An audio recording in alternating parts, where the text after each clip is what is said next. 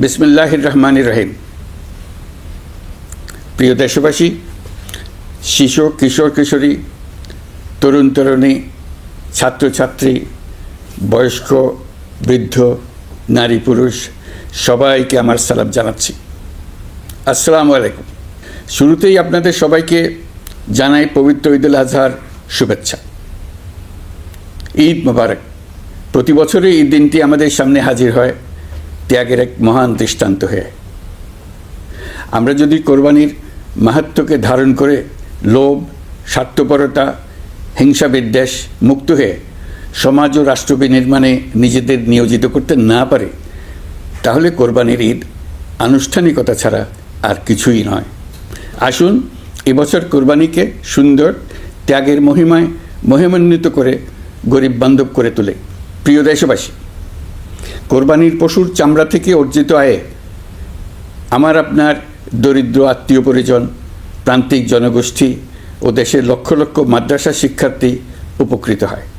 আমাদের গরিব স্বজন ও প্রতিবেশীরা তাদের হক যেন ঠিক বুঝে পায়, সেদিকে আমাদের মনোযোগ দিতে হবে।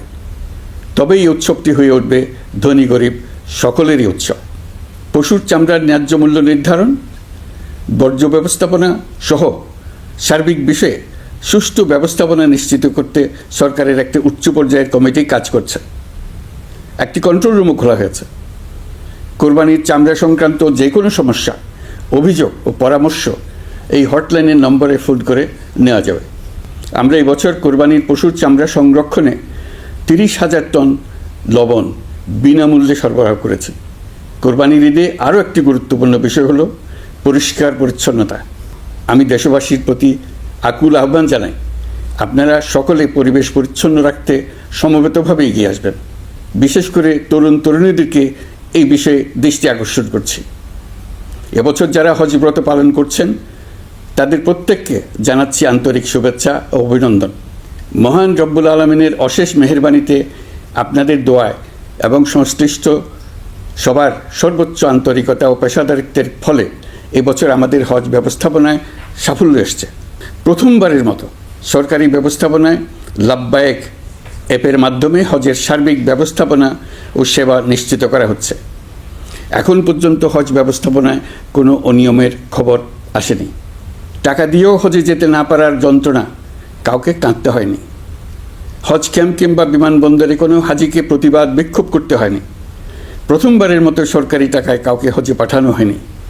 প্রিয় দেশবাসী, ঈদুল ফিতরের অভিজ্ঞতাকে কাজে লাগিয়ে দীর্ঘমেয়াদে বাজারের জিনিসপত্রের দাম স্থিতিশীল রাখতে আমরা তৎপর হয়েছি। এবার কোরবানির ঈদেও কোনো জিনিসের দাম যাতে আকস্মিকভাবে বেড়ে না যায়, সেদিকে আমরা সর্বোচ্চ নজর দিয়েছি। ফলে এবার আলু, পেঁয়াজ, ডিম, চিনি, শাকসবজি, তরিতরকারি ও মশলাসহ অধিকাংশ পণ্যের দাম গত বছরের তুলনায় কমেছে। আমরা সার্বিক বাজার ব্যবস্থাকে দুর্বৃত্তদের চক্র থেকে বের করে এনে বাজারে একটা প্রতিযোগিতামূলক পরিবেশ তৈরি করতে পেরেছি। জনগণকে ন্যায্য মূল্যে নিত্য প্রয়োজনীয় জিনিস পৌঁছে দিতে সরকারের সব রকমের চেষ্টা অব্যাহত আছে। পাশাপাশি এই কোরবানির ঈদেও দেশবাসী যাতে নির্বিঘ্নে নিজেদের দেশের বাড়িতে যাতায়াত করতে পারেন, সেজন্য সরকার সর্বোচ্চ ব্যবস্থা নিয়েছে। আইনশৃঙ্খলা বাহিনীর সদস্যরা মানুষের জানমালের নিরাপত্তায় সজাগ রয়েছেন। ঈদের ছুটির মধ্যেও বিপুল সংখ্যক কর্মকর্তা কর্মচারী এবং পুলিশ ও সেনাবাহিনীর সদস্যরা অক্লান্ত পরিশ্রম করছেন। আমি তাদের প্রতি আন্তরিক কৃতজ্ঞতা জানাচ্ছি। শুধু ঈদের সময় নয়, আগামী দিনে কখনোই বাস, রেল ও বিমান যাত্রায় কোনো ধরনের অনিয়ম যাতে না হয়, সেজন্য সরকার একটি কেন্দ্রীয় অনলাইন টিকেটিং প্ল্যাটফর্ম করতে যাচ্ছে, যেখানে একই প্ল্যাটফর্ম থেকেই যাত্রীরা খুব সহজেই বাস, ট্রেন ও ফ্লাইটের টিকিট ক্রয় করতে পারবেন। একই রকমভাবে সব ধরনের সরকারি সেবা যাতে জনগণের দোরগোড়ায় পৌঁছে যায়, সেজন্য নাগরিক সেবা বাংলাদেশ এই নামে একটি সেন্টার পরিচালিত হচ্ছে।